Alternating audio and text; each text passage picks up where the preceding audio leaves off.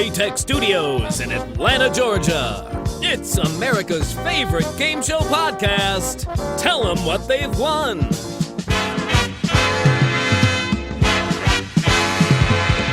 And now, here are your hosts, Tom Bastek and Mike Jacobs. Hello and welcome in. You're listening to America's favorite game show podcast, Tell Them What They've Won. We are the game show guys. I'm Tom Bastek. And I am Mike Jacobs. I can't believe we are here at number 40, the end of a second season. I honestly never thought we'd make it this far. Personally, I see this as the beginning of the third season. Hey, you know what? That's fair. I love the optimism.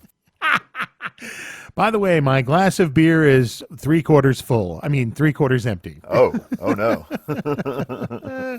Yeah, Mike, we made it to 40. Pretty excited about that. This episode is going to be fantastic. We've got so much cool stuff in here this week. It's awesome. Yeah, it's going to probably be about a 7-hour episode, so just settle in, everybody. Well, with that in mind, maybe we should cut the chit-chat and jump right into the meats. I think we should. Let's go to Christian. All right. Light up your cigarette, crack open a beer, put the kiddos to bed. From chaos around the world to carnage in your burial front yard, it's time for the news.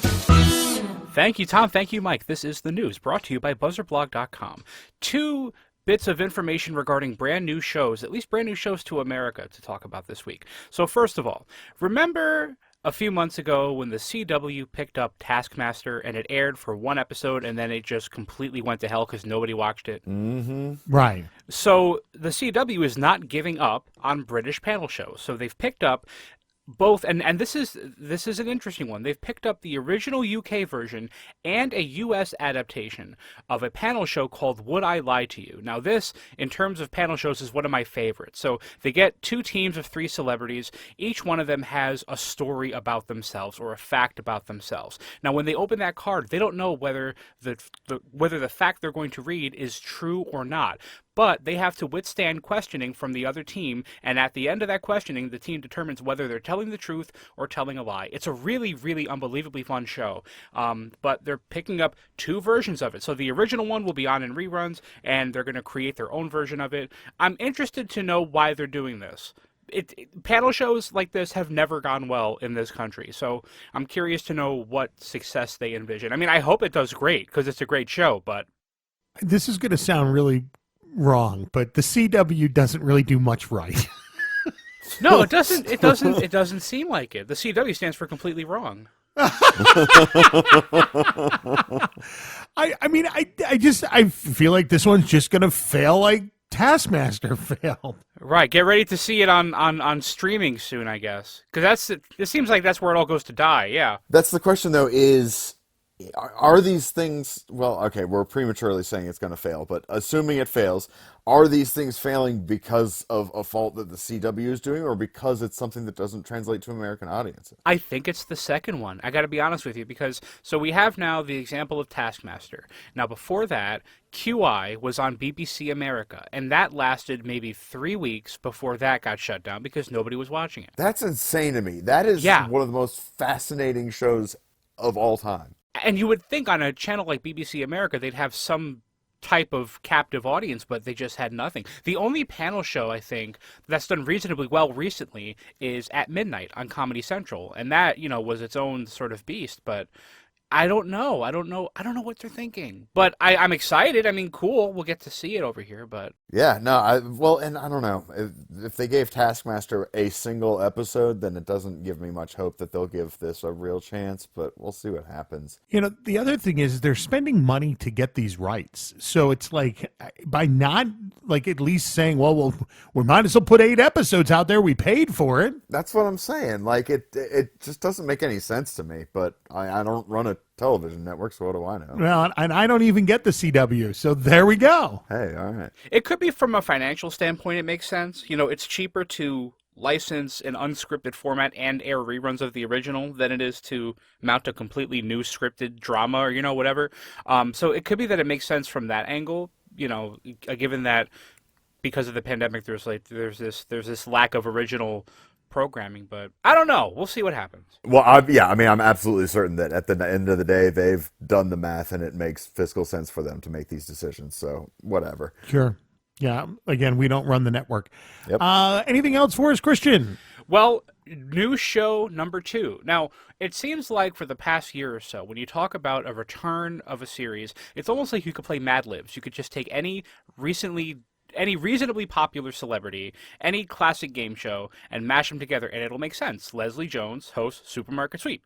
Elizabeth Banks hosts Press Your Luck. So we have a new one. Best-selling author Aisha Curry and NBA star Stephen Curry are going to HBO Max with a reboot of Tattletales. So Tattletales was the celebrity game show from the 70s, early 80s, where they had 3 teams of celebrity couples kind of predicting what their spouses would say. The audience shared the money that they won. This is going to be a complete reimagining of the series. It sounds like it's nothing like what the show was known to be. It almost sounds like they're going for a game night kind of thing. So I have the press release here. The reimagined Tattletales will bring together celebrity couples to reveal hilarious insights about their relationship through fun challenges and games. So it sounds like they're going for that sort of late night, anything goes, let's just screw around kind of vibe, the way they do like on Hollywood Game Night and things like that. And Steph Curry, is part of Holy Moly, so I can't hate him. True. That is true, yeah. So it's coming to HBO Max. No set premiere date yet. They just announced this. A lot of people on Buzzerblog, when we posted the news on buzzerblog.com and our Facebook page, were really, really upset. I don't know. I thought, and maybe you guys aren't familiar with it, but Tattletales is a decently fun show. Again, it doesn't sound like this is going to be like the new Tattletales. It sounds like a sort of celebrity couple, let's play games kind of thing with Tattletales in name only, but. Yeah, I don't know. It sounds interesting enough. I don't have any strong feelings about I don't think they're ruining the original show or anything. It seems perfectly fine. Yeah, and Aisha and Stefan have a good relationship, so I think that'll be fun. He's not the most natural acting. I got a feeling like he needs a little bit of help, kind of like Snoop did. But if he has half the ability that Snoop does, he'll be fine. I gotta say, the weirdest thing is that it's on HBO Max. That's the part of it that was seemed weird to me. Which, by the way, I have that channel, but I still don't have the CW. See, I don't know if the new Tattletales will get me to subscribe to HBO Max. I don't know what the strategy is there. It's not going to bring new eyes in. Right. Yeah. And I think the idea of having a married couple host the show, I mean, again, they're clearly going for that anti-game show kind of vibe. It's a game as part of a show and not necessarily a traditional game show the way we know it. So I imagine it's going to, they're going to play the role of the party host. You know what I mean? So it's not going to be, again, I think anyone who expects a traditional game show from this is going to be disappointed. Sure. All right. What about this week in game show history? Well, this week in game show history, we are going back, all the way back to an ancient, almost prehistoric time. We're going back to March 18th, 1991. And the premiere of a show that was on Nickelodeon for less than a year. 2 seasons lasted less than a year, but is still pretty fondly remembered by a lot of game show fans. It's a show called Get the Picture. So Get the Picture, the main conceit of the show was revealing hidden pictures on this giant high-tech screen. The set was covered in big shiny wires, and it kind of looked like the inside of a Sega Genesis. It was hosted by Mike O'Malley, who went on to huge fame as a star on Yes Dear, on My Name is Earl. He was a huge sitcom star for a while. This was his first game show hosting gig, the second being Nickelodeon Guts, which I remember very fondly. That was one of my favorite shows. But yeah, Get the Picture involved 2 teams of 2 kids competing to answer questions and reveal segments of a hidden picture in order to win even more prizes. And they shot 2 seasons of the show, the first one in the spring of 1991 and the second one of 75 episodes that summer. And I understand somebody who participates in this particular program was an audience member for that show. Yeah, so I'm going to have to ask you to watch your tongue, sir, with the prehistoric jab there. I was a little upset by that, too. Thanks. I was 91? It was sarcasm. I was 2. Anyways, we went to the Nickelodeon Studios as our family trip that year. I mean, the whole, Orlando shebang. But yeah, we went to see Get the Picture. We were very much featured in the audience. Me, my brother, and my sister can all be plainly seen during the end credits. They like zoom in on me, and I'm doing what we refer to in my family as Harold Mouth, named after my grandfather, which basically just, I look mad. I promise you I'm not, but I look really mad. So we are looking for footage of the episode. Now, I'm going to look to see what I can find on YouTube, because the show, even though it lasted only 9 months, was rerun for years and years on Nickelodeon Games and Sports, on their streaming platform. So if anyone out there has access to episodes of Get the Picture, and you happen to see a Season 2 episode where one of the kids says, "A dog with sunglasses?" email the show, let us know you have it. I'm going to look. If you have episodes, again, a dog with sunglasses? Yeah, the dog with sunglasses is the key part. That's what I remember most distinctly. And there are tons of episodes up on Daily Motion. I just, I every now and then go and scan through one, and I haven't seen it. And I would say, in addition to the grumpy look on my face, you can also look for, I believe I am wearing my stylish neon pink Days of Thunder hat.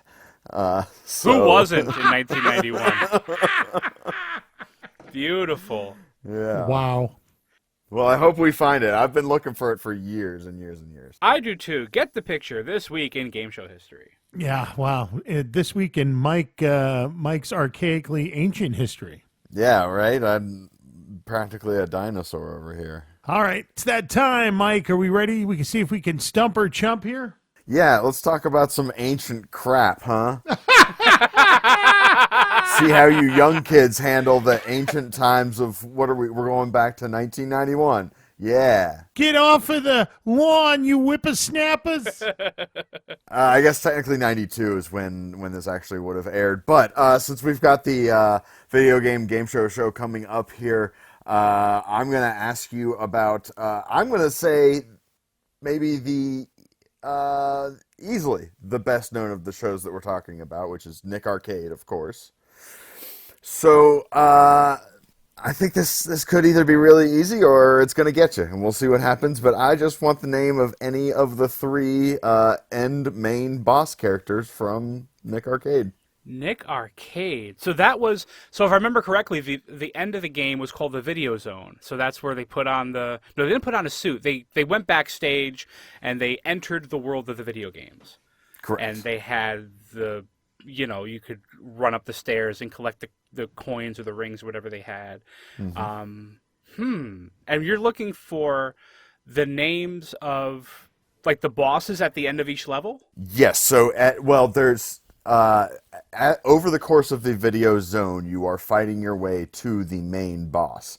And each show features one of three potential bosses who you would face should you reach that part of the game. Right. And there were a few. I remember there was a wizard. There was a wizard. His name was Murloc, if I'm not It mistaken. was indeed Murloc. And then you had... the only other one I remember is Mongo. I forget what Mongo was, but Mongo was definitely one. He was the quote unquote ironclad or armor-clad monster. Oh, okay. Yeah, see, I remember Murloc specifically. I don't know, maybe they just gave him more play than the other ones, but Murloc, Mongo, I don't remember the third one, but Well, I only asked for one, so you're already hitting a home run. The third was the fireball throwing sorceress Scotia. Oh, Scotia. I think I do remember Scotia. I remember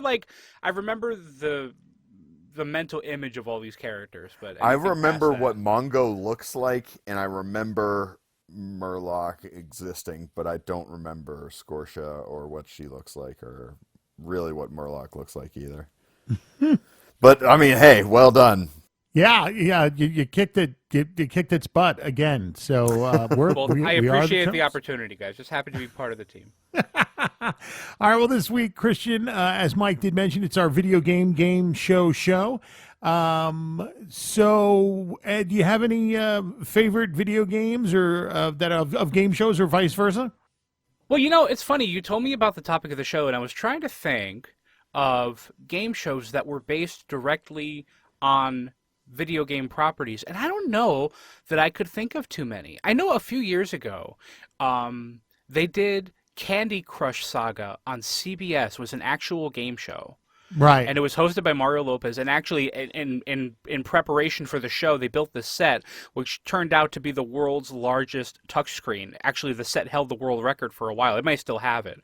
But other than that, my favorite, of course, Carmen Sandiego. That's just a show that I grew up with. And, of course, based on, it was a PC game. It came out for NES, for Super Nintendo, for just about any other console you could think of. And then going even earlier than that, Starcade was my absolute favorite of that type of show. I'm really into like the old school arcade stuff, so being able to see some of that stuff in action, and of course Jeff Edwards was one of the hosts of that of Starcade. He was an incredible host. He actually, in preparation for the hosting job, got really into all these games. So a lot of the tips he'd give to the players were based on his personal experience playing all these games. And even much later in his career, once he retired and became a travel writer, he still played like Phantasy Star Online, I think, and Unreal Tournament and stuff. He was on there pretty frequently. So he developed a huge love of game shows based on that little hosting job. Apparently there was a pilot for Starcade hosted by Alex Trebek. There sure was. Yeah, Wow. he was the original. Yeah, he was the intended host of it. He did a pilot, and then there was an even earlier one with a much different format, hosted by a guy named Mike Eruzione, and I think that he was a hockey player. But it was a much different show. Like the title was there, but it was a much different game. And then once they kind of hammered out the format that they eventually went to air with, Alex Trebek hosted the original demonstration of it. All right. Anything else game show wise you want to mention, Christian, before we wrap it up? Nothing other than I love this show, and thank you guys as always for having me be a part of it. Hey, man, well, you helped make season 2 a wonderful success. We appreciate it, and we'll definitely see you coming up to season number 3. I cannot wait. All right, how about a plug for our favorite sponsor, BuzzerBlog? Of course, BuzzerBlog.com, the #1 game show website in the world. Whether you're looking for information on new series, returning series from here and abroad, casting information, reviews of any of your favorite game shows, BuzzerBlog.com is the place to go, whether you're an industry insider, game show nerd, diehard fan, casual fan, whatever you are. BuzzerBlog.com. Grumpy kid in the audience will get the picture. Grumpy kid, or a dog wearing sunglasses. Hey, there you go. Thanks, Christian. We'll see you next season. Thank you, guys. All right, so if you want to stump or jump, just send us an email via the website, or you can hit us up on social, Facebook and Twitter and Insta and all those other wonderful things. Mike, we've got a special guest this week, yes? Yes, we sure do. We are broadening our horizons. We are no longer just America's favorite game show podcast. Thanks to our guest today, Ryan Vickers, international game show superstar. He has got a CV 30 miles long, but I'll let him introduce himself and give us his credentials. And Ryan, who are you? Hi, Mike. Hi, Tom. Thanks for having me. My name is Ryan Vickers, and I'm a 12-time game show contestant in 4 different countries. I have appeared on shows you may have heard of called Wheel of Fortune, Price is Right, and Let's Make a Deal. The obscure ones. Yes, the obscure, the art house game shows, as we like to call them. Wheel of Fortune actually paid my college education in 45 minutes. So Wow. very, very happy about that. And so was my mother, and so my father. And then I've been on some shows. I've been in shows in Countdown in the UK, as well as Motus in France, which is the French version of Lingo, and a bunch of Canadian shows you probably haven't heard of. So, Mike, that reminds us the whole French lingo thing. Yeah. Ryan, you were the one who let us know, because we had mused about the idea of what is lingo like in other languages. Are there more than 5 That's letters correct, and yeah. whatnot? You let us know that it's variable depending on the challenger. exactly. And I actually brought it up on the show where the host and the announcer who appears on screen thought they would be challenged not by the 5-letter words, but the interview portion. That was their big worry. And speaking too much English. But, I love it. That's great. So, Ryan, why don't you tell us a little bit about why you're here today? I'm actually here to talk about a little show I was involved with. So last year, I got involved with a production called The Search for Canada's Game Shows. I sent them an email, which was either going to come out as they'll like me or they might wonder about me. Thankfully, it was the first one, and got to be a big thrill and be on air as sort of like a talking head, I guess you would say, like an I Love the 80s from MTV. And I actually worked on the production crew for season 2. So I'm here to talk about the show a little bit. Last year in season 1, we focused on the classics and the origins of Canadian game shows up to the year 2000. And this year in season 2, which premiering in 2 weeks here on Canadian television and also on the website, which I'll get to, we focus more on the last 20 years. So we're going to talk about the evolution of Canadian game shows, why food-based game shows are becoming a thing, comedy and game shows. We've had our own versions of Match Game and Family Feud, and we actually have a show that has sort of British panel roots called Because News. The prizes on Canadian game shows, which my friend was on a show called Definition, and she won a copper flambe pan in the 80s, which was big news at that time. And we've now moved on to hundreds of thousands of dollars. And then the future of game shows. One of the greatest finds we had this year was a show called Car Truck. And it was a gentleman during the pandemic who basically opened up his window. And once 2 cars went by, you went on Facebook Live and tried to guess what the next vehicle was. Was it a truck? Was it a van? Was it an SUV? And while it may sound a little different, the idea was that we're trying to do different things up here, and we had something called Big Time Live, which is kind of like our version of HQ Trivia. So just seeing the evolution of Canadian game shows. I love that car truck. What a great idea. I think, and it's by a fellow teacher. My day job when I do all the fun game show stuff is teaching French up here in Canada, and I was very inspired that another teacher found it. And we've got really neat guests as part of the Canadian game show scenes. I don't know if you folks have seen a show called Kim's Convenience or heard of it. Yeah, I was going to say, I noticed him in the trailer. Yeah, so Paul Sun Hyung Lee, who plays Oppa on Kim's Convenience, hosted Canada's Smartest Person Junior, which is a Canadian format up here, which isn't the smartest about just intelligence, it's about multiple intelligences. So spatial awareness, logic, everything like that. We went and found the gentleman that hosted Canadian Supermarket Sweep, which lasted, unfortunately, 1 year in the 90s. And then we've got some famous contestants. We found the biggest ever Canadian game show winner, who was on Are You Smarter Than a Fifth Grader Canada? No, wait, hang on. To confirm, this is the person who's won the most, not the largest person who has won money? That is correct. Yes. Okay, all right. Thank you, Mike. I feel like we should put an edit point in there, but I don't think I'm afforded that as a first-time guest. So. And one of the things that I was happy, we reached out to a lady called Kathy Brown, and Kathy's been on 7 different Canadian game shows. So she's pretty much Canadian game show royalty, and her big thing was getting on Family Feud Canada, which she did with her sons. And the cool thing about that is there's a show up here called Just Like Mom in the 80s, which is kind of like Newlyweds for mothers and kids. She was on the original with her son, and her son was on the reboot with her grandson. So it all kind of comes full circle, and it was really fun to get to be involved with that. And my experience, this is my first time I've ever worked a television job. And it was just a wonderful experience. I got to be part-time researcher, found lots of clips, lots of people to interview. And as well, I got to be on air, again, talking about wonderful game show things and telling people that I've won everything from $22,000 in Wheel of Fortune all the way down to a box of laxatives. That is not a lie. Oh. That was my Wheel of Fortune party gift. So really? Yeah. So when you don't win on Wheel of Fortune, so I won on my first show and I lost on my second show because I was back in the time where you could be on multiple episodes. Right. You get parting gifts even though you've won a boatload of stuff the first day. So my parents were more thrilled that I paid tuition and not that I won laxatives. Wow. So I declined those for tax purposes, Tom and Mike. I want that to be known. So I never got the laxatives on several levels.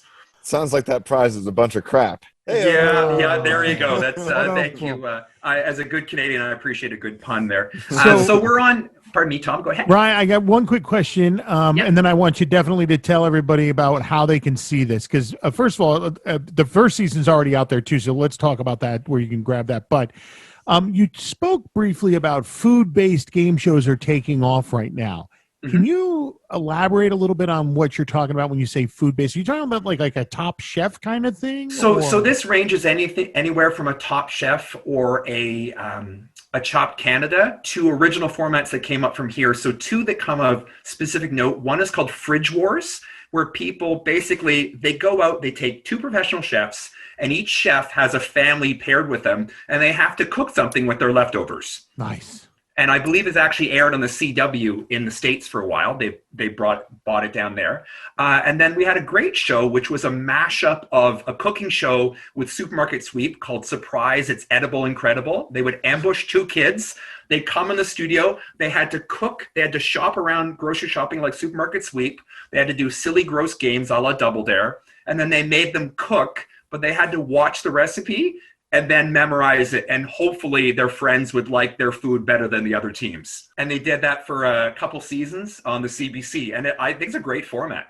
And it's a shame it hasn't been picked up anywhere else. Mike, These all sound really fun. Yeah, I really like that Fridge Wars one. Yeah, Fridge Wars sounds amazing to me. I think of what's left in my fridge and thought, oh, it's falafels again, kids. Okay. All right, so now I know the show's on Game TV up in Canada there, but That's why correct. don't you tell everybody how they can see both last season and the new season, which is coming out March 29th to the 31st? Yeah, so that's correct, Tom. We'll be on Game TV March 29th, March 30th, and the 31st. 5 episodes, plus we're re-showing the Alex Trebek tribute episode that we did from last year. And 7 episodes from last season are up on Canada's, that's plural, Canada's gameshows.com. So they're all there for your viewing consumption. And the second season will also be up there concurrent with the air date at the end of March. Nice. Well, we'll definitely put all those links on the website as well, because we just think this is wonderful. And we thank you for spending some time with us today. Mike, you have any other questions for Ryan before we let him go? No, I think we're good. Thank you so much for your time, Ryan. And, we love that you are a fan of us. We are humbled by your presence, and keep up the good work. Well, likewise, and thank you. As I mentioned before, it was great on my Northern Ontario trip last year just to binge most of your first season, and it was a pleasure, and I will keep listening. Thank you for having me. I'm so excited that someone wants to binge anything I've done. That's such a great compliment. Fair enough, Mike. Fair enough. Thanks again, Ryan. Thanks, guys. Take care. All right, and thanks again to Christian and Ryan for coming on with us today. And check it out. It's going to be the 29th through the 31st. It's the Search for Canada's Game Shows, and it'll be on their website, which we'll have the link to on ours, as well as Game TV up in the Canadians. In the Canadians, yes. In the Canadians. Inside each individual Canadian. Split a Canadian open and you will be able to watch it. Well, they're very, very friendly people. I mean, they probably would let you do that. You know what? You're probably not wrong. All right, Mike, well, let's take it a break. When we come back, we are going to hit hard all of the game shows that revolved around video games. Yes, indeed. We got some good stuff coming. You've been listening to America's favorite game show podcast. Tell them what they've won.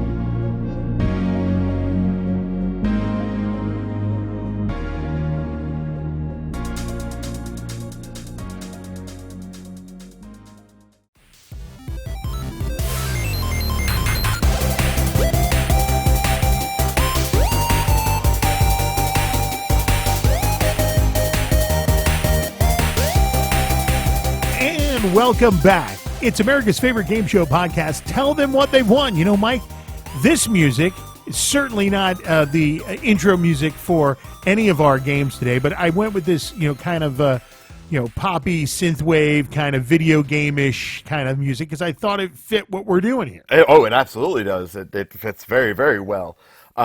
It's interesting that I thought there would have been more game shows about video games, especially with the huge explosion in the 90s. You thought there would have been more going on, but I will say the ones that they do have are awesome. Top-notch shows, all of them. So let's start at the beginning. 1982, we have a program called Starcade. Now, this is not to be confused with the classic WCW pay-per-view event, though this was also a Turner endeavor. It originally aired on TBS. The first season was the original series was 82 and 83, and then it ran in syndication for another year after that. And so there was, it seems to be kind of two different versions of this show. The one that everybody has, or not everybody, but who is familiar with it has seen. The basic idea, like Christian said, is that they're trying to showcase new arcade games. So each round they get a toss-up question, and whoever answers the question right gets to choose what game they want to play. So it's like, I got the question right. And by the way, in all of these games, the trivia is all video game themed. So I don't feel the need to mention that every time, but remember that these are all video game shows through and through. Very centric on video games. Exactly. So anyways, you get the question right and you say, like, all right, I want to play Donkey Kong, right? So they take you over to the Donkey Kong cabinet, and then you have X amount of time to get the high score, and the X being variable depending on what round of the game it's in. And then the opponent tries to beat that score. So you're basically playing a game of horse, but with arcade games instead of basketball, right? Mm-hmm. And then over the course of the game, you're earning points and scoring and whatnot. And so the winner of the whole game gets to then at the end choose between one of two brand new games that have never been seen before, and then they have to beat a preset high score, and that preset high score is determined by the average score of 20 other players. So I assume it's probably like cast and crew of the show all play the game, and then they average out what their score was. Sure. So cool. That's the version that you see on television and as it exists. There was a pilot that was hosted by Alex Trebek, and it was weird. So again, it's still the basic idea that you're showing off new games, and players are given small amounts of time to get whatever high score they could.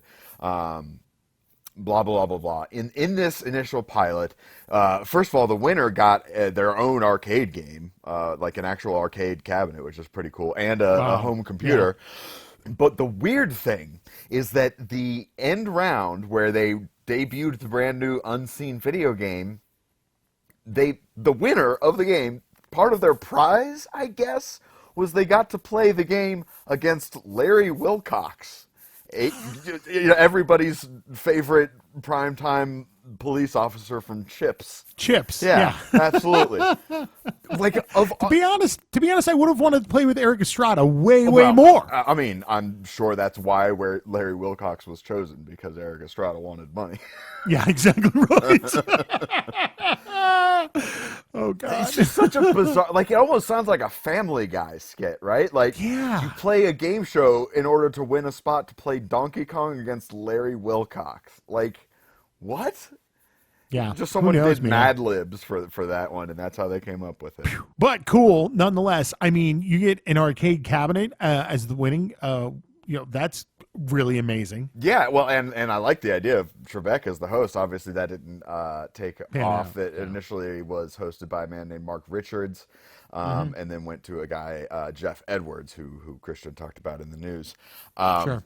But yeah, it is a really cool show. The set is awesome. It looks very much like what you would expect that early 80s vibe, techno vibe to be. Like, if you look up the logo for it, it's that like red forced perspective outline text on a black starry background. Like, it just looks like an old school video game. And I think that's what is most impressive to me about this show, is that it was such an early adoption of the idea of theming something after a video game, but it did it like faithfully, right? Like, it didn't feel exploitative. It didn't feel like, it's a little cheesy and dated nowadays, but you could tell that there was like a love behind it, right? Well, and the other thing is, you got to remember, like 82, 83, man, what did you have at that point? Well, you had Atari. Yeah. You had ColecoVision. You had Intellivision. You had Odyssey. I mean, they're really, your Nintendo Entertainment System, the original, was not really super out until about 85, 86, right? Right. Well, and that's the thing, is this one is, and maybe that is a little bit more why it's genuine, because it's not marketing to the home player, right? Like, the home player doesn't really exist yet at this point. So it's really trying to drum up interest in arcades themselves, which I'm sure were making a ton of money. Like the early video game boom, people were just dropping quarters into them like slot machines. Yeah.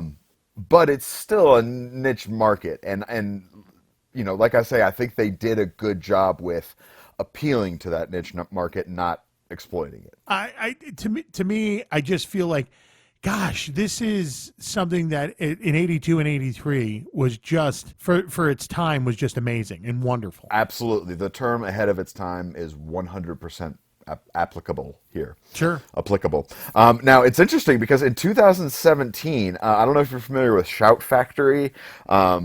They do sort of, budget's not the right term, but sort of off the beaten path releases. Like, I don't know if there's any direct connection to the record label Rhino Records, but if you're familiar with them, not really either. Okay. So you're kind of speaking a little Greek to me here. That's fair. That's fair. Well, if nobody knows what I'm talking about, it's basically like like almost how Value Jet approached it, right? Like they know that they're not top tier, but it's okay because they're putting out good content. You know what I'm saying? I see what you're saying. Anyways, so Shout Factory has announced that they have purchased the rights to Starcade. I don't know if that means that they plan on distributing it, because they do DVD distribution. They do Mystery Science Theater, and there's an old Adult Swim show called Home Movies that they did the distribution for. So it's possible that may have been their goal. I would love to see a reboot of this show, but it would have to be geared towards the home game audience now, because arcades don't exist anymore, right? Like, what are you going to do, a DDR show? Like, talk about a niche market for that. Well, and the truth be told, now with Twitch, who's going to tune into a show about video games when you can just like go watch whatever you want on Twitch and see? Yeah, that's a very good point. I just don't see this as being viable anymore, I guess. But I mean, I could be totally wrong. Who knows? Yeah, I don't know. Well, and I know they do have, Shout Factory has what's that? Not Hulu. What's that little Roku? They have a Roku channel, so maybe they have those episodes up on there. I should look more into that.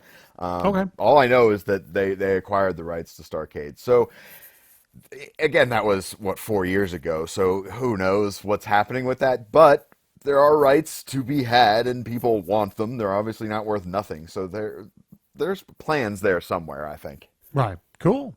Yep. All right, what's up next? Well, so next we fast forward almost a full 10 years until we get to the next video game show. And again, I think it makes sense because it's a market that's going to be extra critical of anything trying to cash in on the popularity, right? Like, sure. The people that like video games really like video games, and they know they're video games, and they don't want other people to come in, right? Like, it's only become worse these days with Gamergate and crap like that, but you know what I'm saying. Anyways, 1990, the next show, Video Power, comes along. This is, to me, this is what sparked the idea for the show. I have such fond memories of watching this show. And rewatching it, I will say it simultaneously does and does not hold up. It's by no means a good show, but it's a very solid product of its time. Yeah, I mean, here's the thing. I watched Double Dare, and although I didn't think it held up as much as it did back in the day for me, I still enjoyed watching it, and I still feel the same way about Video Power. Like, back in the day, I did think it was amazing, and then unfortunately, it's like I watch it now, and it's a little less amazing than it was, but right. I see why I was digging it. Yes, that's exactly how I felt about it. I see the appeal. It didn't feel just like rose-colored glasses. It was like, oh no, there was definitely something here. Right, right. So it was hosted by an actor who, I'm going to try and pronounce this right. I think it's Stevie Paskowski. That's really good. That's where I would have gone there. Okay, yeah. It's just a very odd spelling. But anyways, he was the host, but he went by the name Johnny Arcade, which is awesome. And which is awful. Awful. Well, it depends on how you look at it. And right, I got to ahead. give him props. He's pretty good. Again, it's super cheeseball. It's very product of its time, 90s, like very heavy 90s. But like Sure. He sells it. He really acts like he's Mr. Johnny Arcade. I'm cool guy, know everything. Like if you've ever seen the movie The Wizard, the sort of antagonist, Lucas, he's very much that same like snotty know-it-all, video game nerd. Right. And interesting note, the show was actually co-created by Saban, as of the Saban from Power Rangers fame. Yeah. So there's definitely some clout behind this show. And so a quick note to anyone who might want to go like look up this show, which I highly recommend doing. It's great. There are 2 seasons of it, and they are vastly different. Not like Starcade, where the pilot was a little different and, just Yeah, they weird. reworked it and you got out what it turned into. Yeah. Right. This is a completely different show. The first video power is basically like, I don't know if anyone, or Tom, if you specifically remember the show Captain N, the Game Master. It was basically, the idea was a kid who plays video games gets sucked into the TV and then joins like Mega Man and the guy from Castlevania and all that kind of stuff. Right. So it is the exact same thing. Johnny Arcade is in the video game land, but it is all characters from Konami games, which likely most people have never heard of. Yeah, well, so one of them was Bigfoot, the monster truck. People know Bigfoot. One of them was Quirk. I don't know if you remember Quirk at all. Nope, don't. Puzzle game for the Game Boy. So far as I know, there was a single Quirk game, and he's a little tomato. There was the classic, what was his name? A basketball player from the game Arch Rivals, which, if anyone remembers, that was famously the basketball game where you could punch each other. Well, that's like good old, what was it, NHL, where you used to have blood on the ice, Absolutely, yeah. And then the last guy was just a police officer from the video game Narc. So a real poor man's Captain N, basically, is what this show was. Okay. And it would be interjected by these little skits, or, video game tips or, tidbits or whatever, hosted by Johnny Arcade. Not a great show. I still recommend checking it out just as like a slice of history. I can remember. I don't remember that at all. So I remembered it, and I did not know it was the same show until we started doing research. When I saw that, the video game characters collectively are known as the Power Team, and when I saw a picture of them all together, I was like, "Oh my god!" Like I thought it was maybe another season of Captain N that some other characters came in or something. I had totally forgotten it was all the same show. Huh. Interesting. So I remember what you're about to talk about, which is the second season. Yeah, the second season is where it's at. That is the real jam of the show. So they totally overhauled it. They kept the same Stevie as the host as Johnny Arcade, but they totally dropped the entire Power Team thing. And so now it's a 4-round game show. The first round being called Johnny on the Spot, which is where they choose 4 people out of the audience, and they stand up and ask him a trivia question, and he has to get it right. If he gets it wrong, meaning he being Johnny Arcade, if he gets it wrong, they get some sort of prize, and they've sort of much like our stump or chump situation. Right. When I remember watching this as a kid and just being like, wow, he's really good. When I watch it now, I'm like, wow, they edited the heck out of this. It is very obvious that he is not actually interacting with the kids in the audience. So, what are you going to do? Yeah, it is what it is. You got to remember, at this day and age, too, there isn't a lot of video game shows out there, and they're trying their best to sell this thing. So better, butter the bread on both sides to hopefully make it more appealing. You know what I'm saying? Yeah, no, that's very true. And so I don't know how they determined which one of those kids got prizes or not, but this is how they chose the contestants for the show. So all 4 of the kids that get picked to ask questions will become contestants on the show. This is just the little sort of pre-round. Sure. And I think probably what it was was a way to keep the tips and tricks segments from the first season, so they ask him a trivia question, which is basically prompting him to reveal some secret thing about a game where a hidden item is. Right. So yeah, maybe in that token, the kids are fed the questions to begin with. So. If I had to guess, the kids are probably all fed the questions so that they're kind of steering them towards the games that he has the tidbits on. You know what I'm saying? Yeah, that's true. So we go into round 2, the video game contest. They get 2 minutes and 2 seconds, and they are all playing the same NES game. By the way, everything in this show is Nintendo themed. It's not sponsored by Nintendo because there are prizes in the final game that are not Nintendo prizes, but everything that they play and ask questions about is all Nintendo stuff. Interesting. Yeah, so anyways, they all play the same game, and they're all trying to get the highest score. Now, anyone who's played Nintendo games versus arcade games, like in Starcade, not every game has a literal scoring system. So the specifics of how they actually judge who gets the highest score depends on the specific game being played. Like if they're playing a racing game, maybe it's who finishes closest to first or something like that, or who finishes fastest, things like that. But in this round, the 2 lowest performers are eliminated, and only 2 more players continue from there. If you ask me, it kind of feels like round 1 and round 2 are both like the preliminary rounds, and it really doesn't turn into a game show until round 3, which is a head-to-head trivia quiz. And yeah, it's literally just toss-up questions. They buzz in to answer. If they're right, they get points.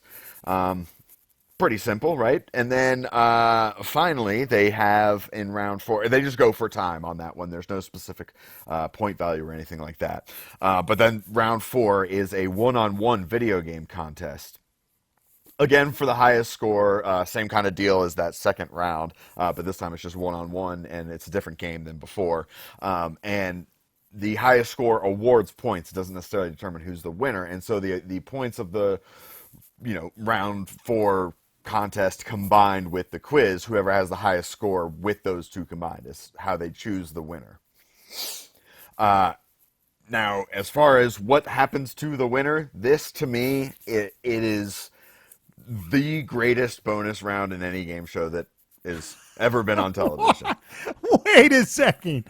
Come on, you're just gonna throw that out there? I'm gonna throw it out there because I would say a reasonable argument for another show to hold that title would be Double Dare, the final. Yes, exactly right. I mean, that was my first thing that I went to. Yeah. Okay. This is basically the Double Dare obstacle course, except you're wearing a Velcro suit and you grab video games as you go through the obstacle course and stick them to yourself, and whatever you finish with, you get to keep.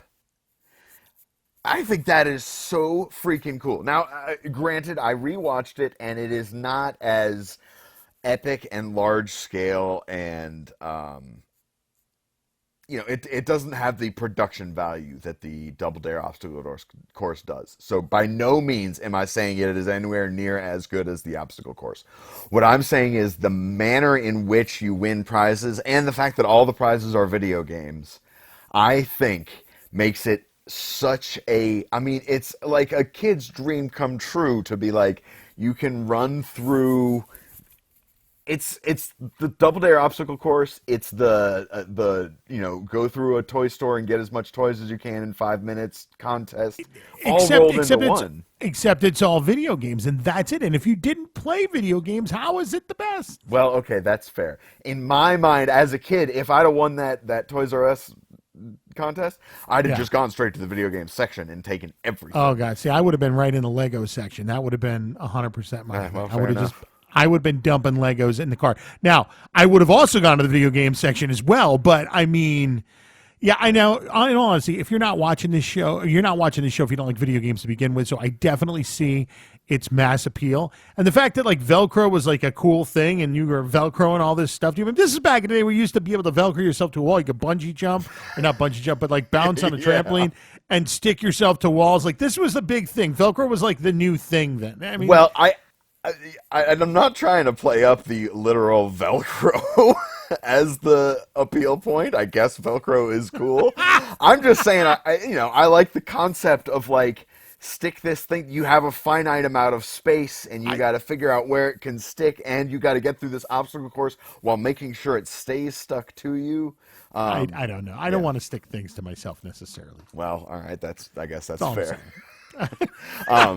But so in the idea that not everything was Nintendo, in that obstacle course, there was a special bonus prize that could be picked up, and it was a Neo Geo system, which I don't know if you remember back in those days, but they were $650, yes, and I wanted it worse than life. Each game was like $200. Yeah, and, it was crazy. Oh my god, it was just one of those things that you look at and you're like, how does anyone who has this is the richest person in the world? Yeah, and I remember having Baseball Stars for the original Nintendo Entertainment System, and they had the upgraded version for Neo Geo. And it's the thing I wanted worse than life. Yeah. Oh, I mean, if you had a Nintendo game and then you saw the Neo Geo version of that same game, your Nintendo game just looks like garbage after that. It does. Like, why am I does. playing this? Ugh. God. Yeah, Neo Geo, man. Those were the days. And of course, now Neo Geo is nothing. Yeah, well. All right, so that's it for number 2. How about number 3, Michael? Yes, indeed. So we are taking a very short step into the future now. 92 is when this starts, which is the year that Video Power ends in syndication. So the same year, we get our next show, Nick Arcade, Nickelodeon Arcade. Started on 1992, like I say, and it originally aired during weekend afternoons. But the thing is, and if anyone was watching Nickelodeon during this time, this next stat is going to amaze you, but there was only one season of this show. It ran on reruns, or I'm sorry, not one season, but 1 year of this show. So it ran in reruns until 97.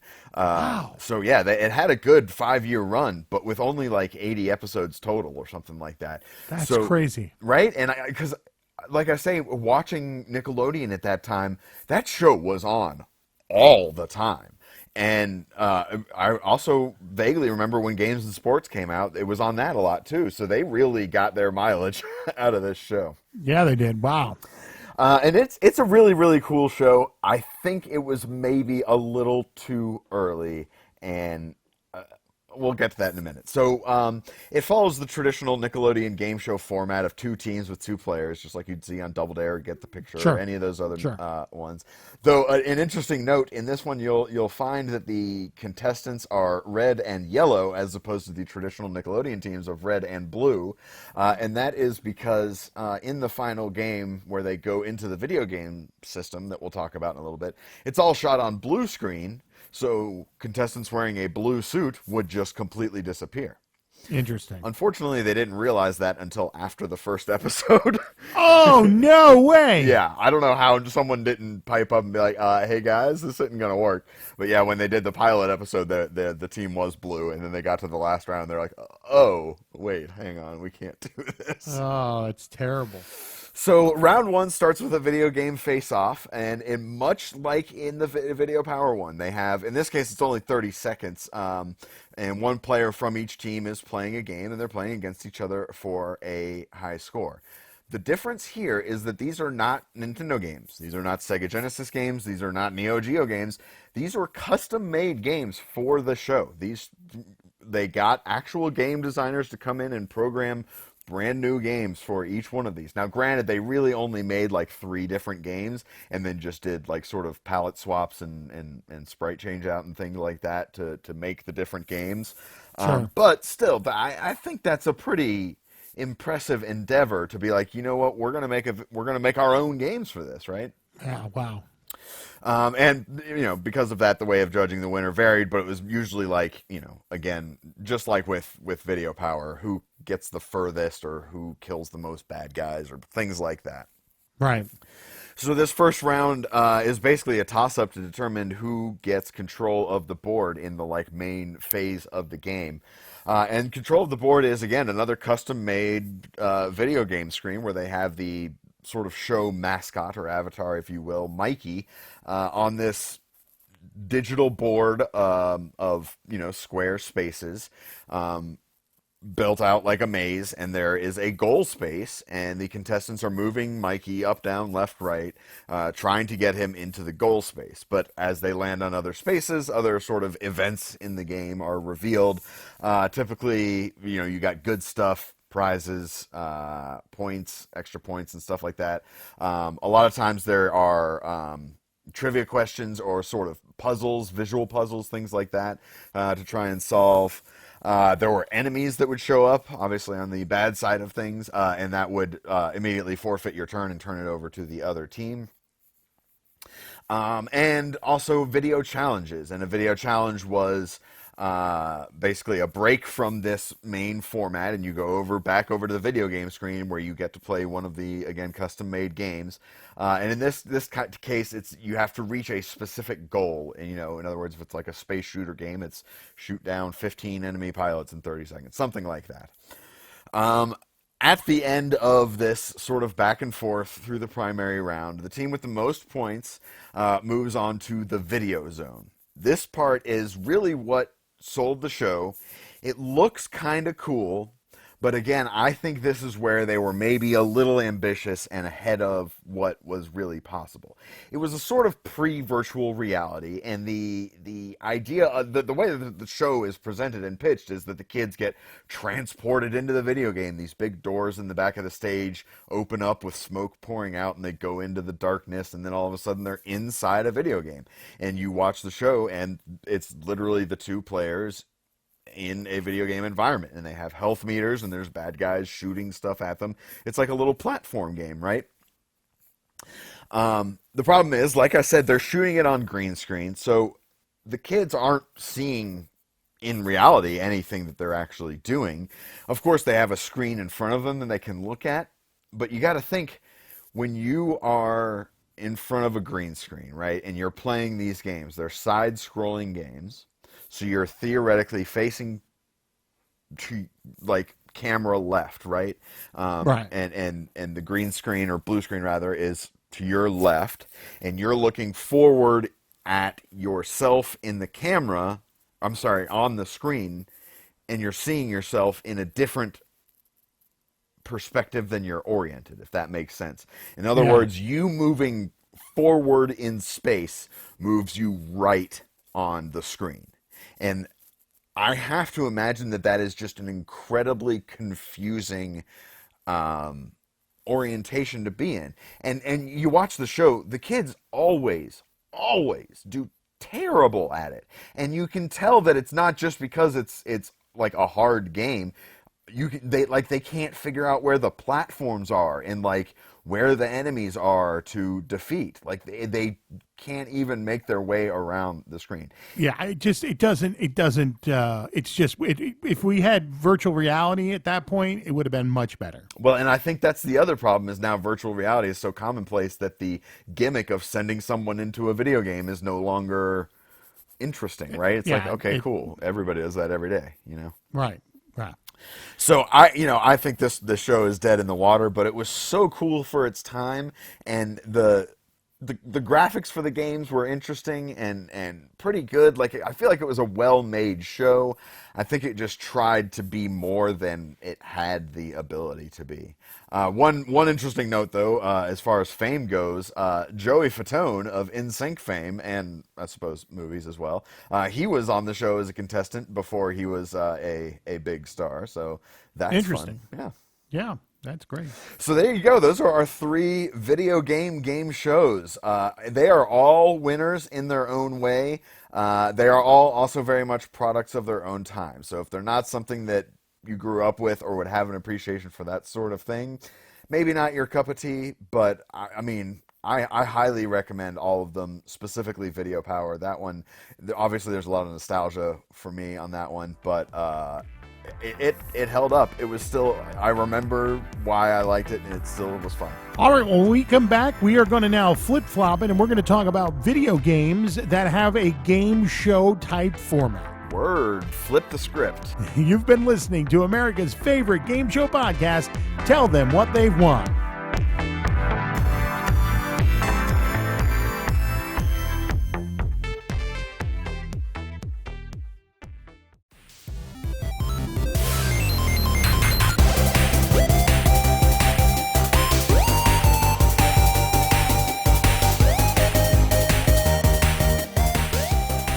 And welcome back. Episode number 40. It's the last segment of season 2. We are America's favorite game show podcast. Tell them what they won. Mike, it's Arcade Spectacular, the video game show. Indeed it is. Tom, is it the last segment of season 2 or is it the first segment of season 3? Whoa! I don't know. I mean, if you want to be half full, half open, I don't know. You know what? I'm going to say in this one there's a very clear delimiter, and this is the last segment of season 2. There you go. I like it. Well, we've also got something that'll come out between the two seasons in our off season, and then that'll be a behind the show of some sorts. And then we'll be back with a very big game show introducing in our season 3. Yeah, I'm excited about that one. And most people, if you've been listening by now, will know that there's one that we've been obviously avoiding, and that. Well, and I feel like I don't know if it's made it to air, but we've definitely said during recording sessions what it is. Yeah, and I'm sure if we haven't, we will definitely be telling you. But Lord knows it's the only big one we've missed. Indeed. Well, let's talk about some game shows, eh? Oh, yeah. Or some video games as well. These are some video games. Now, obviously, first of all, let's get two things out of the way right away. Yes. We didn't do any real talking. We're not going to do any real talking about like the traditional game show video games. Like there's been a Wheel of Fortune and a Jeopardy for just about every single platform that's been out there. Indeed. And some of them are bad and some of them are good, and we're not going to sit here and go through the laundry list of game shows that had a video game version of it. It'd be an 800-hour episode. Right, and we do talk about each one of those typically when we talk about the game show that it refers to. So, like, there is a Deal or No Deal video game that's out there that's terrible, almost as terrible as the game show. Maybe worse. True. I'm just saying, like, so we're not going to get into a lot of that. We're also not going to get into Carmen Sandiego, probably the best example of a game show that was originally a video game. And maybe the only example? Technically, I guess when we'll talk about You Don't Know Jack, and they had a video game, live game show. Indeed they did. I forgot about that. But I'm saying that Carmen Sandiego probably did it better than anybody else. But if you want the details on that, simply check out our episode on Carmen Sandiego. Yes. Tell Them What They Won has done a full episode on Where in the World is Carmen Sandiego. It's great. By the way, update, if anyone's listening to that episode, I'm still on the hunt for the cassette tape soundtrack for it. It is very hard to find. Wow. Okay. Good to know. Good to know. Okay, so let's get right into this. The first one we're going to touch on, and Mike, you and I both look deep for this to try to find some more information on it, but it's called Wits and Wagers. Yeah. And I'm not going to spend a lot of time on it because it was actually based on a board game originally. So yeah, I'm a little familiar with this one. It is themed as a game show in the video game. So just a quick story here. This was a while back. Me and my buddies, I don't know maybe it was raining or whatever. We wanted to do a trivia night, but we couldn't go out for one reason or another. So we were like, let's just try. Surely there's something on Xbox Live, right? So we hop on my 360 and we find this, and it sounds great. On paper, this is a great game. And maybe the board game is great. I've never played it. But and maybe it was just what we were expecting versus what it actually was. But it was a little bit of a disappointment. It plays more like, imagine how Cards Against Humanity or Apples to Apples, that sort of like voting system game works. Yeah. So it's not a true trivia quiz game. There is a trivia aspect to it, but you're voting on whose answer is the best, right? So it didn't scratch the itch. If you're a real quizzer, I would say stay away from this one. Okay. So we're going to move on from that to the next one, which is called TV Show King. Now, interestingly enough, Mike, one of your notes on this was that the game is, it's very middle of the road. I totally agree with you on this. 3,000 questions, which you said seems like a lot, and it is a lot.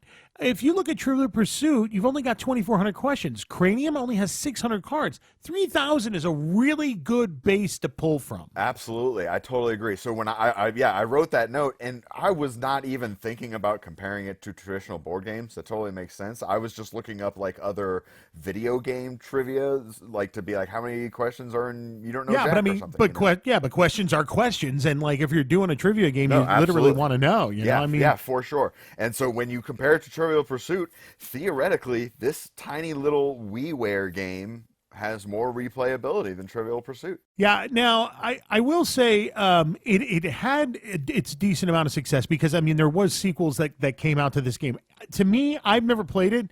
The first time I saw it was when we looked it up, like, honestly. But, I mean, have you played it at all? I have not. Apparently, the sequels are a little bit better than the original. To me, I mean, if anyone has spent any amount of time on the Wii Store or the PlayStation Store or Xbox Live and looked at the games that are there, these sort of like shovelware quiz games are a dime a dozen.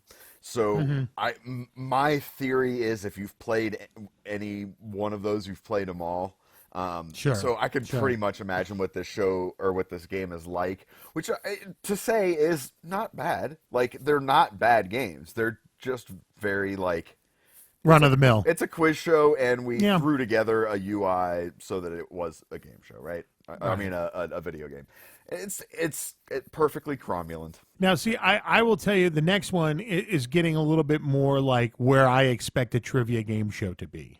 And that's the Buzz series. And the best out of all of the Buzz series is probably Buzz Quiz TV, which that came out for the PlayStation. But they had all different versions of this game that's been all over the place. It's won awards. It's been just hugely successful.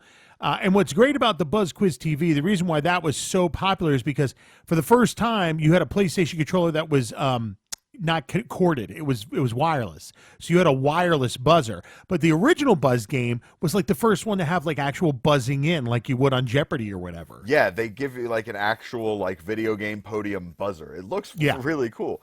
Yeah.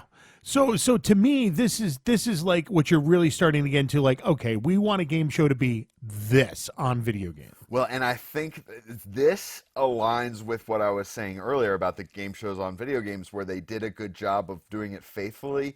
This, to me, is, so far as I can tell, the only one that's really done it faithfully to a true game show format. Now, you can make your argument for You Don't Know Jack, but they are not traditional in their formatting, and this is a little more standard. I don't know how this has flown under my radar. There are 18 of these. Oh God, is there that many? Really? Yeah. Wow. So they apparently they will flip flop between, like, the first one ever is strictly music, which I think is an interesting first way to start. Right? Yeah. No, I hear you. And then the second one was general trivia, and apparently that second one, in addition to the quiz TV, is those are typically rated as the two highest ones. But yeah, they alternate between a topic and general knowledge. And all the people that I talked to about Quiz TV, the reason why they loved it so much was because they could create their own quizzes because they took creator content. Like, you had a way to create your own games. Like, so make up your own questions and stuff. So and I wonder what sort of quality control there is on that. Like, can I just upload any old thing and it gets up there? Or, I mean, I'm sure there's a voting system, so crap stuff would get voted down. Well, yeah, and I also wonder if it was just like you and I could make a game for Mario Party. Oh, yeah. I didn't Do you even know what I'm think saying? about that. And it doesn't go out anywhere. It's just it's just like an intranet as opposed to an internet. Yeah. You know what I'm saying? Interesting. So anyway, that's pretty cool. I think you and I probably need to figure out how we can get on there and start playing this thing. Yeah, no, I've already started looking into it. I'm going to find like a used copy on eBay or something with all the buzzers. Sure. This is totally up my alley. Again, I don't know how this flew under my radar, but I'm all about. I specifically want to get the first one, the music one, because that is 100% my wheelhouse, and I would love to see what kind of stuff they have in there. But yeah, I'll probably get the first two and that Buzz Quiz TV, just because, you know, if those are the highest rated ones, might as well get the best ones, right? I'll take Dungeon Synth for $200, Alex. Yeah, I guarantee you Dungeon Synth is not mentioned anywhere in the Buzz Quiz games. All right, now we're moving on to one of the most bizarre. Okay, first of all, I didn't know this game ever existed, and it is out there. And when someone brought it up, I lost my mind and I had to Google it. It's called The Guy Game. And it was originally released in 2004 for the Xbox, PS3, and Windows. And basically, it's a game that is rated mature. Players compete in a trivia game where they earn increasingly racier videos of girls gone wild. So essentially, the women are showing their breasts if you get you get questions right. And classic. Yeah, so basically they would cover them up, and then the more right you got, the more they would uncover them until you got them all right, and then they would it be fully exposed. Well, the issue with this is that, I mean, first of all, it's Girls Gone Wild kind of thing. So, I mean, it's just ridiculously rude how crazy it is. Like the one of the sections of the game is called the Titwits section of the game. The studio that puts on the game is the Top Heavy Studios. I see lots of breast humor. Yeah, can we really? I mean, now I don't know how much it was appealing to anyone. It just doesn't actually really do anything for me. Well, so in the interest of full disclosure, I can tell you exactly how much appeal it has because I have actually played this game. What? Yeah, back in the day, I bought a modded Xbox off a buddy of mine, and it came with a bunch of like pre-installed games, and this was one of them. And it was funny because I like when I heard about it, I was like, the Guy game. Oh, I remember that. And me and my friends had a more rude name for it that I won't repeat now. But breast humor. Yeah, of course. And as we started researching it, and I'm like reading it and remembering it, again, this is 2004, 16 years ago, whatever. I'm like remembering playing it, and like I'm kind of embarrassed to remember that like we played it a lot. But how old were you? I mean, I had just graduated college, so 21, 22. 21, yeah. I mean, I guess that's in your wheelhouse at 21, 22 years of age. So I don't remember the trivia aspect of it. I remember it being, we had fun playing it. You may have also been high as kites. In college. I'm certain there were several substances which were in making us enjoy it, and they make it like a drinking game, like they do I don't know if you're familiar with the game Asshole, but where they rate everybody at the end, and so there is a drinking game aspect to it. So I'm certain we were doing that along with it. Right. But as it turns out, most people aren't going to be able to find this game, at least not for cheap these days. They ended up getting sued and banned because some of the clips of the women that they filmed were not of age. Why doesn't that surprise me at all? Yeah. They didn't do their due diligence to get everybody's, So that's one I won't be searching out and finding. But by the way, you can buy it still on eBay. Yeah, it's on eBay for about $50. I don't recommend it, obviously. I can assure you I was unaware that was the situation at the time I was playing the game. Yeah. Had I known, we certainly would not have been. And I no longer have it, so yeah. Whew. Well, yeah. I'm sure your wife would love if you still had it. Oh, I'm certain she would make me throw it away. Well, now we're going to talk about, to me, which is the epitome of what I want a video game show to be. And we've saved it for the end because I think it's amazing. That's You Don't Know Jack. And we're talking about, I celebrate the man's entire catalog.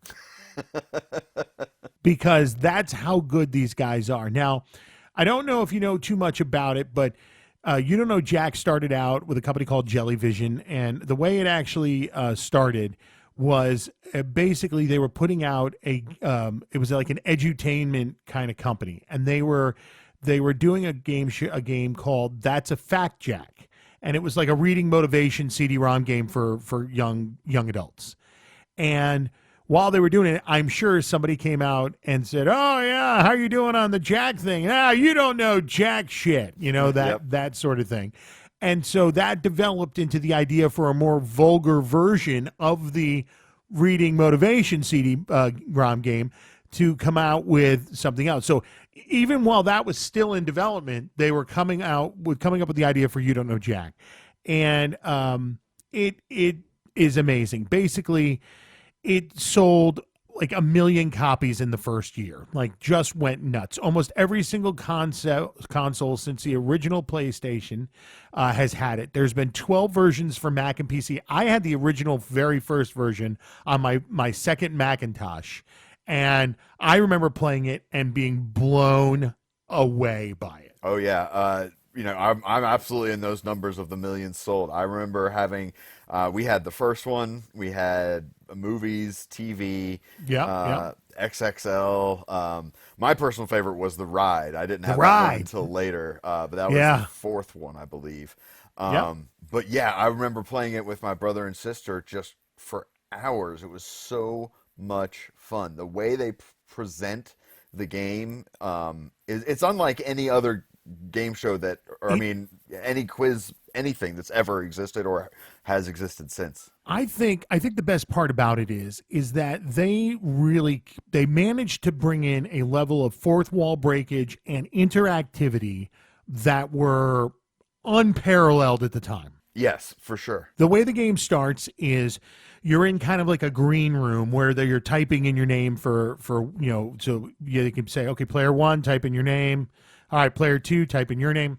And you have this guy who's a producer talking to you. And the list of people, and Mike, funny story real quick to get off topic. I wrote these guys in I don't know, God, I want to say 95 or 96 maybe, and said, I want to do voice work for your company. And they said, yeah, we're really sorry. It's all in-house. Yeah. Well, and that's the thing is they were like you said, the Jellyvision, they were like almost a comedy troupe, I think, or something at one point. But yeah, like you said, they were not always quiz game show makers. They just wanted to make something that was a good outlet for their humor. And I think they hit a home run. Oh, yeah. So you're in this green room. You're putting your names in. You're hearing all this background noise of things that go on. And there's like a countdown. They'll be like, we're going live in 5, 4. And then the lights all fade down. And up comes the game show with an obnoxious game show voice guy. And it's just amazing. And what's great is that the interactivity of it was like also cool. Like I remember I was playing it on Christmas one day. And the guy comes out and says, Merry Christmas. Apparently you didn't get a lot of gifts because you're here in front of the computer playing You Don't Know Jack. Yeah. So the Ride specifically, that was out when I was in college, and or maybe it was out before that and I just replayed it in college. I don't remember, but I remember specifically staying up late very many nights and playing that game into the wee hours. And if you come on at 2:00 in the morning, it says something about wow, your life is not great or something like that. It's just, it's great the way they do stuff like that. It's just so good. That is just some of the awesome stuff. Then towards the end, after the very final, announcer, they give the winner and whatnot. There's commercials that run, like fake commercials during the credits, which are absolutely hysterical. You have to pay attention and listen to them because they're just wonderful. So here is a pro tip about PC CD-ROM games. If you and I don't know that this is not true for 100%, and it may not be true for all of the You Don't Know Jacks, but it definitely is true for the Ride. If you take the CD and put it in a traditional audio CD player, skip the first track, everything else is the soundtrack to the game. So if you put in the Ride into your CD player, you have every commercial sketch from Jellyvision. Wow. Yeah, it's awesome. That's totally awesome. Well, Jellyvision actually almost went away. Truth be told, that they got to 2001, and this is what we were talking about earlier, which is they tried to do a You Don't Know Jack television show. The host was actually Paul Rubens. Yeah, Pee Wee Herman. I think that's a great choice, by the way. Oh, yeah, absolutely. Tom Gottlieb came on, reprised his announcer role of Cookie, which he's in the original and most of the different versions of it. Didn't last very long. As a matter of fact, most of the diehard fans didn't even know it was out there before it was canceled, and they pushed it later and later and later until it went away. Yeah, I had no idea it existed. Christian brought it up a long time ago, and I was like, whoa, wait a minute, what? How did I miss that? Yeah, exactly right. But so they're just about going out of business. As a matter of fact, they laid off everybody in the company except for 6 employees. Jeez. And I assume it's like the 6 people that do all the voices. Probably, I guess. right? I don't know. I mean, like I said, that's how it started, right? Like it was a very small group of people. Yeah. So everybody basically gets laid off. And then all of a sudden, this is like 2001, 2002, and they notice that Android and iPhone games are really starting to hit it big. Mobile games are starting to go big. So they start doing some mobile games. And it's working well. And then what they decide to do is the way they're working is they're like, well, what if we could come up with something where you could play it at the house, and different people could answer on their phones, and they wouldn't even have to download any software. And they started rehashing all the old You Don't Know Jack games and the new games from their mobile, and they came out with, of course, what we know as Jackbox TV. And Jackbox Party Packs are available right now on Steam, Steam, and I have them all. I think I've 1 through 5. But it's a lot of the classic games, and it's all that same irreverence that you loved from the originals, and they've packaged it now where you can play it like a party game. And they have not missed a beat. Like, it's Nope. like they never stopped doing it. Every single game in every single party pack is up to the level of excellence that you would expect from the people that you made You Don't Know Jack. Well, and the crazy thing is, apparently they go through like 50 games, and they play like 50 games over and over and over again, and then whittle it down to like 5 to get like the 5 that actually get published, kind of thing. Sure. The best part is that they've killed it during the pandemic. They claimed a 1,000% increase in the first 3 months. Holy cow. And then by October 2020, they had 200 million users. Wow.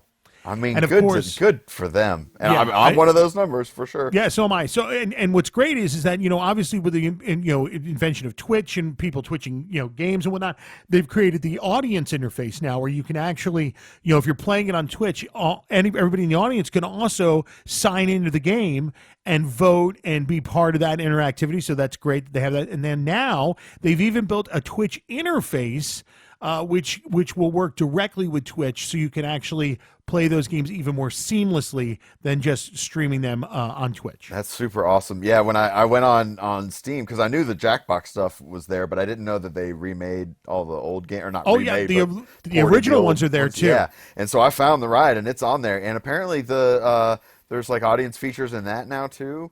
Or maybe I misread that, but yeah, all the old ones are on there. They're Windows only, which was kind of a bummer for me. Being Oh, Mac. I'm sorry to hear that. Yeah. But yeah, I when I saw it, I was like about to windmill slam by the ride, but I don't Yeah. have a machine that I can run it on, sadly. Well, needless to say, I don't want to say too much more about the games. If you haven't played it before, do it. Just go get one of them and play it. It literally got me through my college years and my military years and beyond that, and it was awesome. You Don't Know Jack is probably the best interactive adult game show that's out there. Yeah, and what one really cool thing to me is the replay value, despite the fact that there's maybe not the 3,000 question Sure. hopper that we had for the Wii one. Is that the way they, like I said, the way they present the game and the way they take their time with the questions, you're not flying through the questions. The games usually is like, 12 questions or 21 if you play a long game. Right. So you're not burning through them.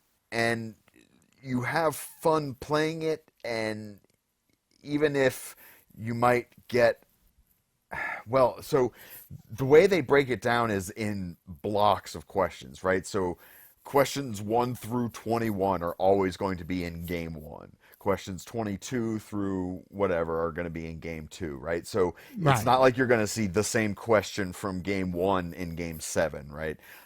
But that does mean that there's only a certain amount of games that you can play with it. I will say I have never finished any of them except for the ride, and that's because I literally just played that game for hours every night. You can keep playing them; they're fun. Oh, the 2014 reboot version seems to me to be the least replayable one. There's not a lot of content there. There's supposed to be downloadable content to add on to it. Additions, yeah. Yeah, but it's not supported anymore, and maybe it's still there. I don't know, but I couldn't find it.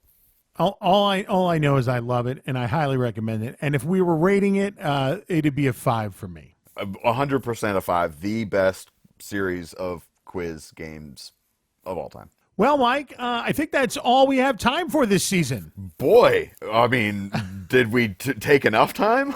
Well, this was a hell of a long episode, but Sure I'd like was. to thank. I'd like to thank. I know you're going to do some thanks, but I'd like to thank Ryan for coming on and chatting with us today as well. Absolutely, and of course, as always, thank you to Christian. Thank you, Buzzer Blog. Thanks to everyone who takes the time to listen, especially this week. I don't know what it's going to be like after editing, but my voice is hoarse. Yeah, man, you did a lot of talking, and I really appreciate all your hard work, Mike. Speaking of which, thank you for doing this with me, because for 2 seasons now, I've had an absolute joy of doing this. I could not agree more, Tom, and thank you for the hard work that you put into editing and the production of this. I've got the easy job, if you ask me. No, not at all. You have to do all that research. God bless you. All I have to do is call you out on shit. All right. Well, remember, you can tune in again next time. We're going to bring you even more. Look for our behind the show that's coming out in the off season here, and we'll be back with the mother of all game shows as our intro into season 3. Yes, indeed. And remember, you can always catch us online: Facebook, Twitter, Instagram, and of course, tellthemwhatthey'vewon.com. All that'll still be there even during the break. Please subscribe, share, like, and drop a review if you like what you heard. And if you didn't like it, game over. Oh, good one, Mike. I'll see you next season, buddy. Bye, Tom. You've been listening to America's favorite game show podcast, Tell Them What They've Won, a JTech audio production, copyright 2021. No part of this podcast may be reproduced by anyone without the express written consent of the creators. For more information or to contact us, please go to tellthemwhatthey'vewon.com.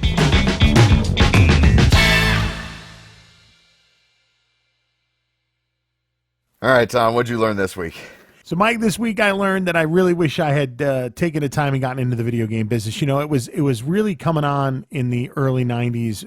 I mean, you know, obviously the 80s were the heyday, but I graduated high school in 92, and I should have gotten into the business, because then I could have been working for Jellyvision and actually got to voice some of You Don't Know Jack. Man, working for Jellyvision would have been a sweet gig. Amazing. Well, anyway, what else? What did you learn? Well, my learn this week came from you. Apparently, Velcro was hip in the early 80s.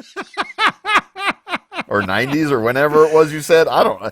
Velcro was in at some point. At some point it was. Way to go, fashion.